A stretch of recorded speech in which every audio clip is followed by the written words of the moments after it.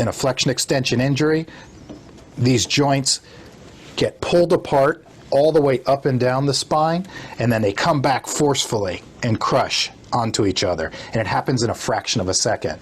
And the findings that occur in these joints can't be seen on MRI because mostly they're micro tears within the joint capsules of the facet joints. Micro little tears.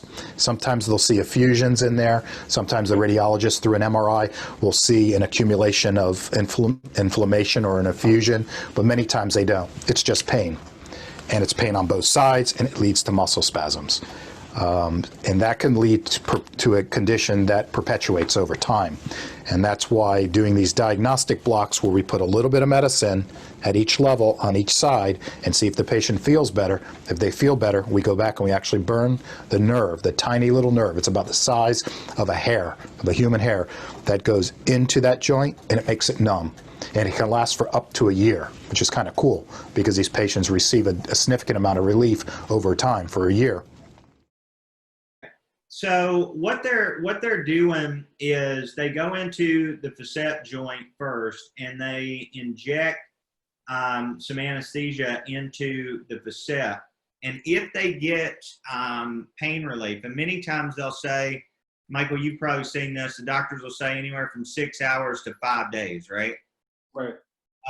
If they get that relief, then that gives the understanding that the facet itself, the joint, and the way they describe these is there's all these little joints along the spine, and they're going in and injecting them typically bilaterally, and they'll inject the joint, and then that gives them this idea that they move to the next phase, which is the radiofrequency rhizotomy or radiofrequency ablation or nerve cauterization, however your particular physician describes it, where they go in and do a more long-lasting procedure where they destroy the nerve tissue there instead of just a little block.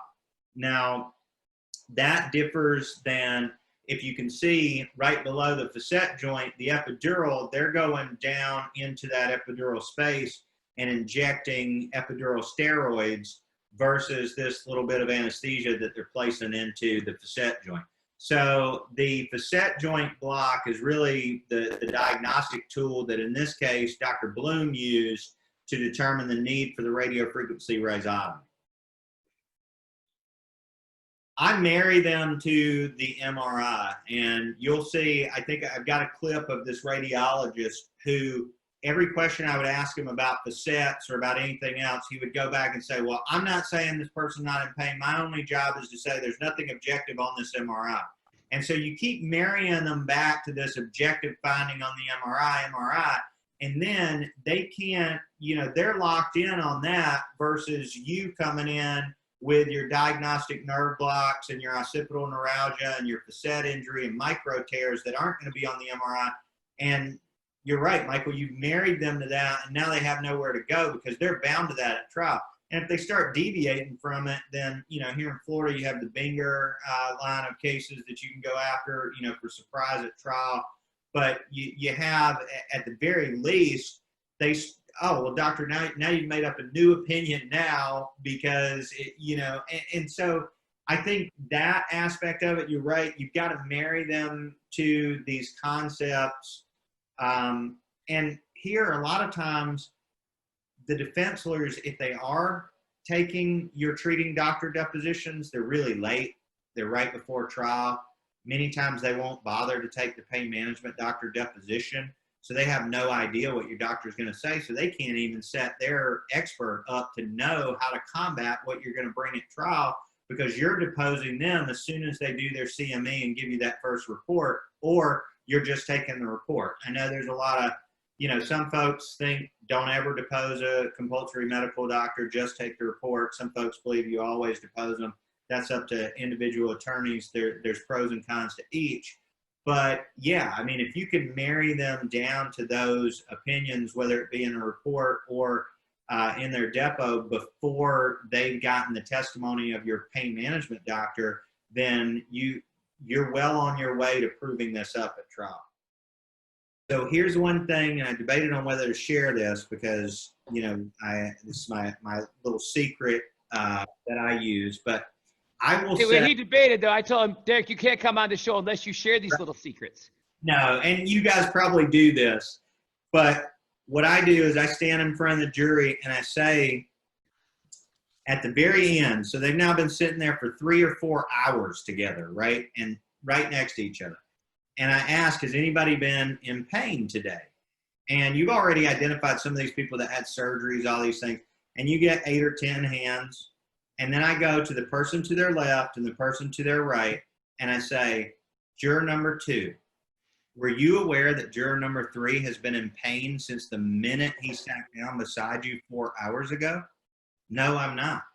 You mean to tell me you sat right next to this man for 4 hours, talked to him all day long, and you didn't know that his neck was hurting him?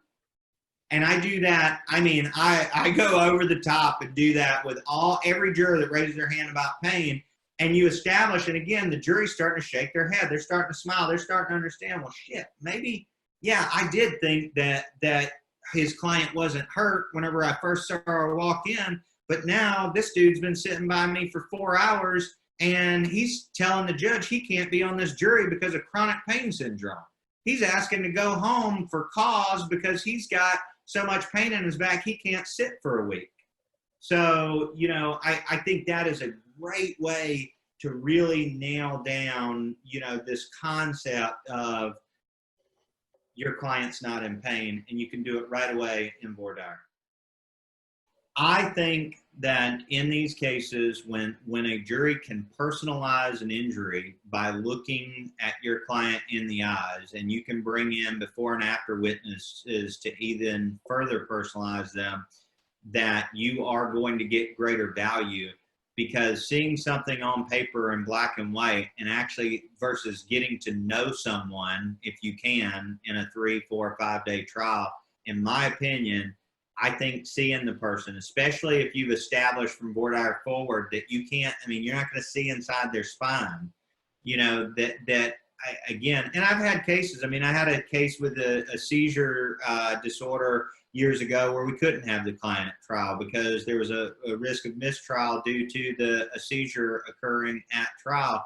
And so we had to bring him in for limited appearances.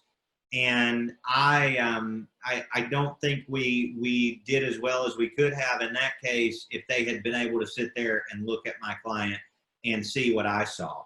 Because that's what you're trying to do. In this brief period of time, you're trying to show the jury why you are there handling their case. And, I do something that I think I saw Mark Lanier do in that talc trial, in that in closing, I just tell the jury, look, however long ago the burden of this, the weight of this, the magnitude of this was thrust onto my client when the defendant rammed his car into my client. The day my client hired me, they put this on me. And then I walk up to the jury with my hands full of that burden. And the last thing I do is I hand it to the jury and I say, now it's on you. And I think you can pass that baton from your client to you to the jury, but I don't think you can really do that if they're not there.